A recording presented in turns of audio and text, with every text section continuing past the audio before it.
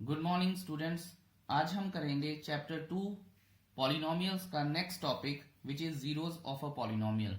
मैं आपको बता दूं कि ये छोटे छोटे टॉपिक हैं। छोटा टॉपिक ये जुड़ के आगे एक बड़े टॉपिक को असिस्ट करेंगे।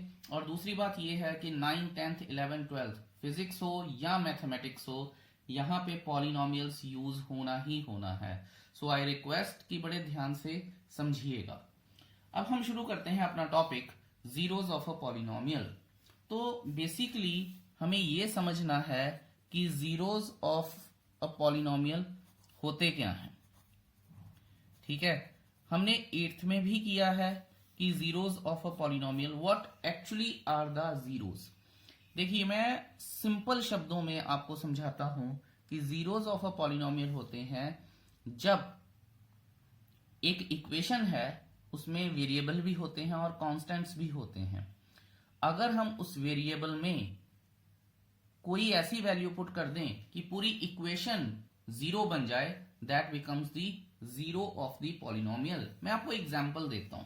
देखिए, जैसे मान लीजिए मेरे पास इक्वेशन है 2x+1। ठीक है, ये इक्वेशन है। तो आई वांट इस इक्वेशन का जीरो ऑफ द इस पॉलिनोमियल का ढूंढ दीजिए। तो मैं क्या करूंगा, इस इक्वेशन को सबसे पहले मैं जीरो के इक्वल रखूंगा। जब मैंने जीरो के इक्वल रखा, उसके बाद यहां जाएगा -1, उसके बाद आ जाएगा x इज इक्वल टू -1/2 आ जाएगा। सो x की वैल्यू क्या आ गई, -1/2। जो ये x की वैल्यू आ गई है, यही जीरो ऑफ द पॉलिनोमियल है। हम इसे वेरिफिकेशन से भी बता सकते हैं। देखिए, मैं वेरीफाई कर रहा हूं इसे। जो ये था, इक्वेशन मेरे पास ओरिजिनल क्या थी, ये, एंड x क्या है अब मेरे पास ये।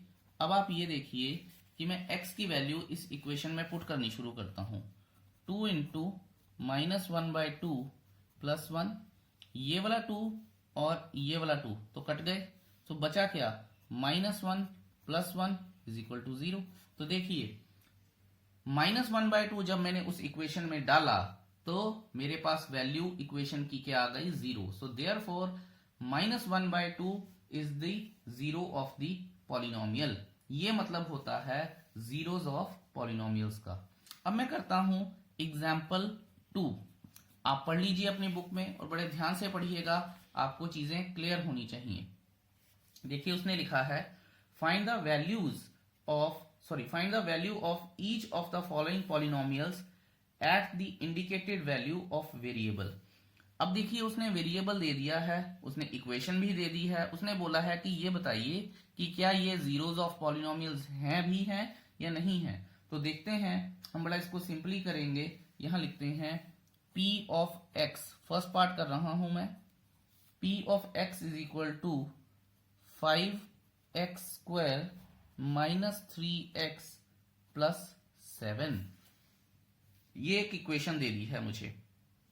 एंड x की क्या वैल्यू दे दी है मुझे, x की वैल्यू है 1। क्योंकि x की वैल्यू 1 है, तो therefore p of 1 is equal to 5 into 1² -3 into 1 +7। याद रखेंगे, बॉड मास को भूल नहीं जाना है। तो मल्टीप्लीकेशन पहले होती है, पहले इंडेक्स 5 इंटू 1 इज 5 -3 +7। अगर मैं बॉड मास लगाऊंगा तो ये दोनों पहले ऐड हो जाएंगे। 12 - 3 is equal to 9, which is not equal to 0। अगर ये नॉट इक्वल टू 0 है तो मैं क्या कह सकता हूं, therefore x is equal to 1 is not the zero of p of x। ये मैं बड़े आराम से कह सकता हूं। I hope that's clear to you. आप यहां पे ये बात का ध्यान रखिएगा कि यहां पे मैंने आपको बता दिया है कि ये जीरो है या नहीं है। उसने मुझे, जैसे कि क्वेश्चन में बोला गया था कि हमें सिर्फ अभी p ऑफ x की वैल्यू निकालनी है। अगर मुझे p ऑफ x की वैल्यू निकालनी है तो वो तो 9 आंसर आ जाता। जैसे p ऑफ 1 मैं लिखता और 5 - 3 + 7 इज इक्वल टू 9। लेकिन इसका नेक्स्ट वर्जन क्या था, नेक्स्ट वर्जन जो वही है जो मैंने बताया था कि ये इक्वल टू 0 नहीं है, therefore x is equal to 1 is not equal to 0। Basically हमें वही पूछा जाएगा, ये तो कभी पूछा ही नहीं जाएगा। हाउएवर, तो इस बात का आप ध्यान रखिएगा। सेकंड में जो पार्ट है वो कर रहा हूं, सो प्लीज ध्यान दीजिएगा। सेकंड पार्ट जो है उसे करते हैं Q Y is equal to 3y cube minus 4y plus under root 11 और y इज इक्वल टू 2। अब आप ये देखिए और बड़े ध्यान से समझिए इस बात को कि पहले तो मैं q ऑफ y की वैल्यू निकाल लेता हूं at y is equal to 2। तो q ऑफ 2, क्योंकि y की वैल्यू क्या गिवन है 2, इज इक्वल टू 3 इंटू 2 का cube minus 4 into 2 plus under root 11। ये आ गया है मेरे पास। अब मैं जब इसे सॉल्व करूंगा तो मेरे पास क्या आएगा, 2 का क्यूब क्या होता है 8 into 3 is 24 minus 8 plus under root 11, ये क्या आ जाएगा 16 प्लस अंडर रूट 11। ये तो आ गई q ऑफ y की value at y is equal to 2। अब अगर आगे पूछा होता कि is this the zero of q of y, तो हम लिखते कि since this is not equal to 0 therefore y is equal to 2 is not the zero of q of y। मैं दोबारा बोल रहा हूं कि क्वेश्चन में ये वाला पार्ट हमें नहीं पूछा गया है, इस जस्ट आपकी नॉलेज के लिए मैं बता रहा हूं। ठीक है, I hope that's clear to you. अब हम नेक्स्ट पार्ट करते हैं, एग्जाम्पल 2 का थर्ड पार्ट देखते हैं कि क्या है। p ऑफ t हमें दिया है, p of t is equal to 4t की पावर 4 प्लस 5t की पावर 3 माइनस t की power 2 plus 6 at t is equal to a। तो मैं p ऑफ t की जगह पे अब a पुट करूंगा तो क्या आएगा 4a की पावर 4 प्लस 5a की power 3 minus a square plus 6। तो ये चीज तो जीरो के इक्वल नहीं है। दोबारा से p ऑफ a की वैल्यू या p ऑफ t की value at t is equal to a ये आ गई है, पर ये इक्वल टू जीरो नहीं है, इसलिए हम कह सकते हैं कि t is equal to a is not the zero of p of t। ये सिर्फ आपकी नॉलेज के लिए है। चलिए अब नेक्स्ट पेज पे चलते हैं।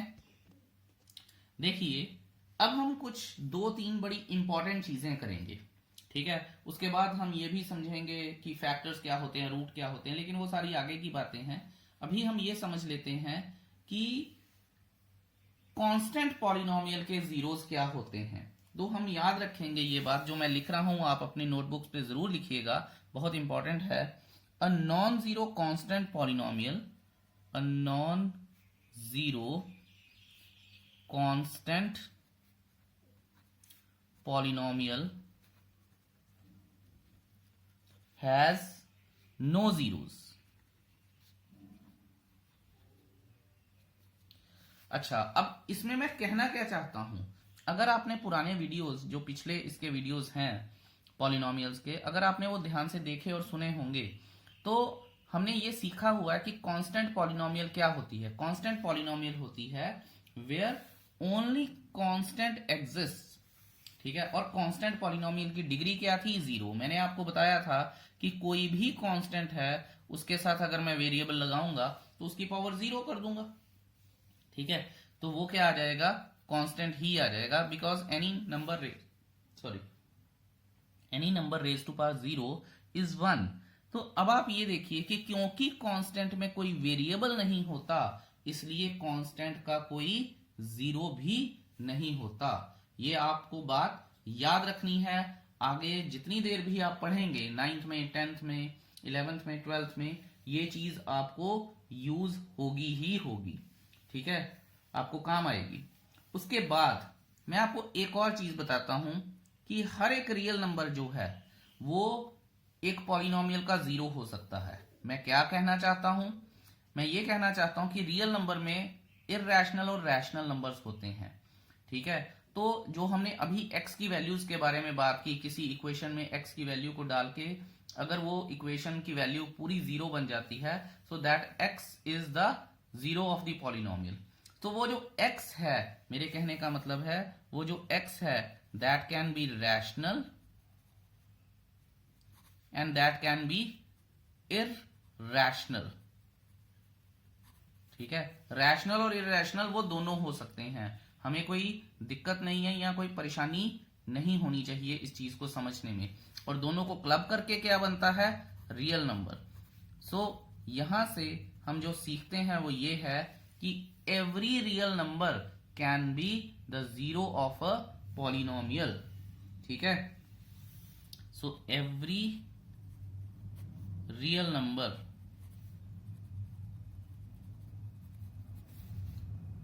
is a zero of a polynomial।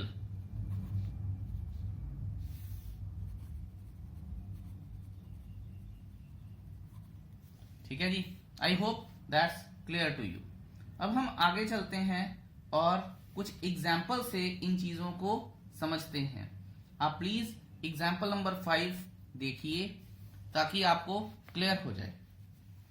Example number 5, sorry example number 3, I am so sorry, example number 3। उसने बोला है चेक कीजिए कि -2 and 2 are the zeros of the polynomial. तो पॉलिनोमियल क्या है हमारे पास x+2। अब ध्यान से देखिएगा क्वेश्चन को रिप्रेजेंट कैसे करना है। ठीक है, मैं थोड़ा सा इसको सेट कर देता हूं ताकि आपको पता चल जाए। ये सिंपल हमें पॉलिनोमियल दी है, तो लेट p ऑफ x यानी polynomial of variable x is equal to x+2। ठीक है, अब हमें उसने दो जीरोस दिए हैं, एक -2 है और एक 2 है। तो यहां हम लिखते हैं when x is equal to -2, therefore p of -2 is equal to -2 plus 2 is equal to 0। और अब देखते हैं हम when x is equal to 2, ये हो गया, तो p of 2 is equal to 2 plus 2 is equal to 4। ठीक है जी, यहां पे अब हमें ये चीज क्लियर हो जानी चाहिए कि this is not equal to 0, therefore x is equal to -2 is the zero of x+2। It's simple and clear. आपको ये बात ध्यान देनी चाहिए, और अगर आपको नहीं समझ में आ रहा इस वीडियो को रिपीट कीजिए और देखिए, फिर भी नहीं समझ में आ रहा तो मेरे साथ बात कीजिए। अब हम बात करते हैं एग्जाम्पल नंबर 4 की। This is quite similar to what I did in the initial minutes of this video.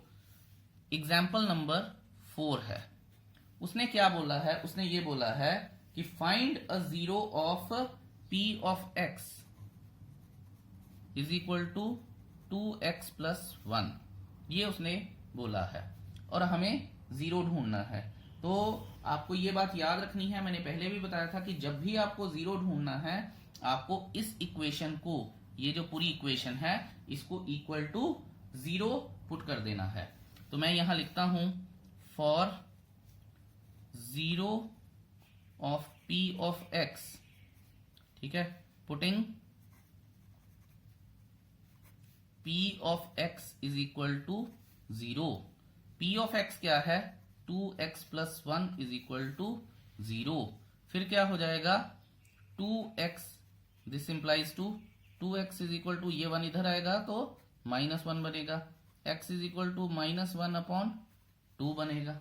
सो ये जो वैल्यू आई है हमारे पास x की, this is the zero of p of x। तो मैं यहां लिख भी लेता हूं, therefore x is equal to -1/2 is the zero of p of x।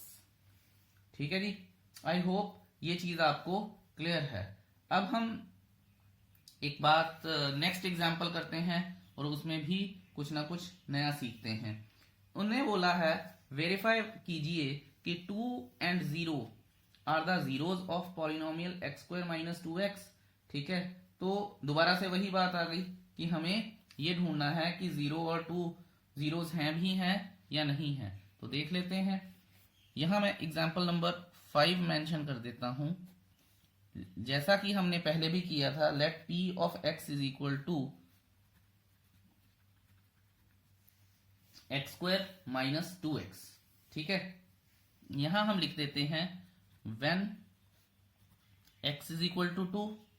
ठीक है, तो p of 2 is equal to 2 का square minus 2 into 2 which is equal to 4 minus 4 is equal to 0। अरे ये तो 0 आ गया। इसका मतलब क्या है कि 2 is the 0 of p of x या x स्क्वायर माइनस 2x। अब देखते हैं कि जो उसने अगली वैल्यू दी थी 0, when x is equal to 0, तो p of 0 is equal to 0 का square minus 2 into 0 is equal to 0 आ जाएगा। अरे ये तो दोनों 0 आ गए, तो यहां मैं लिख सकता हूं therefore 2 and 0 both are the zeros of x square minus 2x। यही तो उसने ढूंढने के लिए बोला था हमें। आई होप ये आपको क्लियर है। अब मैं इसको थोड़ा समराइज करता हूं, जो इंपॉर्टेंट चीजें हैं वो रिपीट करता हूं जो आपने अभी तक इस वीडियो से और प्रीवियस वीडियो से सीखी हैं। यहां पे सबसे पहली बात ये है, हमने जो सीखी है कि जरूरी नहीं है कि एक पॉलिनोमियल का एक ही जीरो हो, it can have more than 1 zeros. So यहां पे मैं मेंशन भी कर देता हूं जो हमारा सीखा है, जो हमने अ पॉलिनोमियल